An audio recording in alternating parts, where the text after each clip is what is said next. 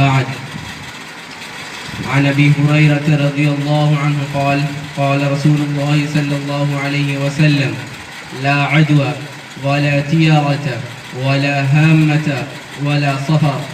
رواه البخاری. حضرت ابو ہریرہ رضی اللہ عنہ روایت کرتے ہیں کہ اللہ کے رسول صلی اللہ علیہ وسلم نے ارشاد فرمایا چھوت چھات کوئی چیز نہیں، نہ پرندوں سے فال لینا درست ہے، نہ ہامہ کا کوئی وجود ہے، اور نہ سفر کے مہینے میں کوئی نحوست ہے.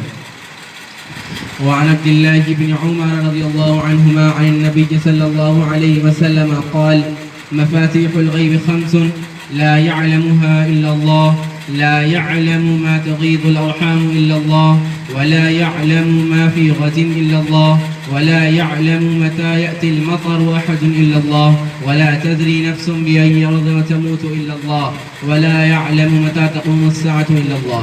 رواه البخاري.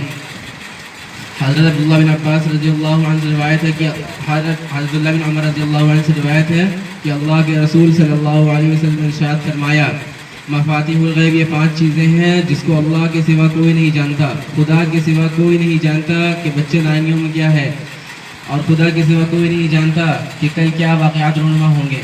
خدا کے سوا کوئی نہیں جانتا کہ بارش کب ہوگی، اور خدا کے سوا کوئی نہیں جانتا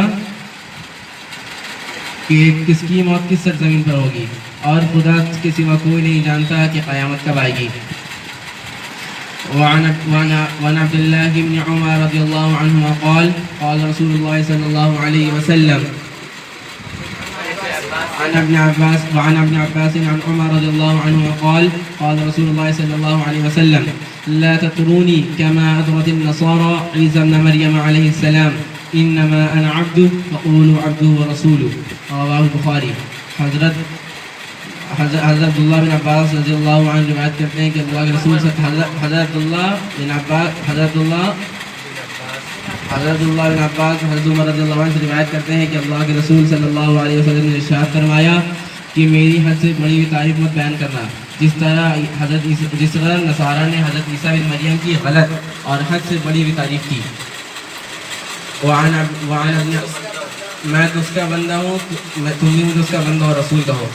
وعن ابن عباس رضي الله عنهما قال كنت خلف النبي صلى الله عليه وسلم يوما فقال يا غلام إني أعلمك كلمات احفظ الله يحفظك احفظ الله تجده تجاهك إذا سألت فاسأل الله وإذا استعنت فاستعن بالله واعلم أن الأمة لو اجتمعت على أن ينفعوك بشيء لم ينفعوك إلا بشيء قد كتبه الله تعالى لك وإن اجتمعت على أن يضروك بشيء لم يضروك بشيء إلا قد كتبه الله تعالى لك عليك إلا قد كتب الله تعالى لك عليك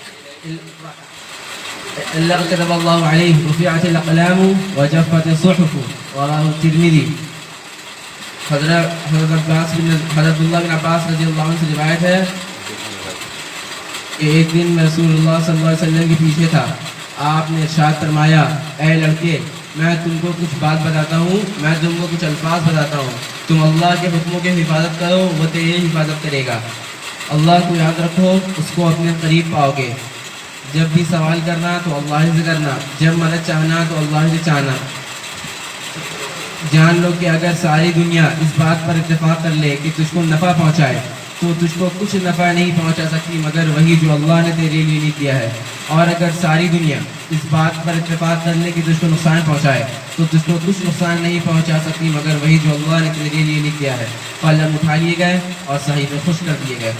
وعن عابس بن ربيعة قال رأيت عمر بن الخطاب رضي الله عنه يقبل الحجر يعني الأسود ويقول إني لا أعلم أنك حجر لا تضر ولا تنفع ولولا أني رأيت رسول الله صلى الله عليه وسلم يقبلك ما قبلتك.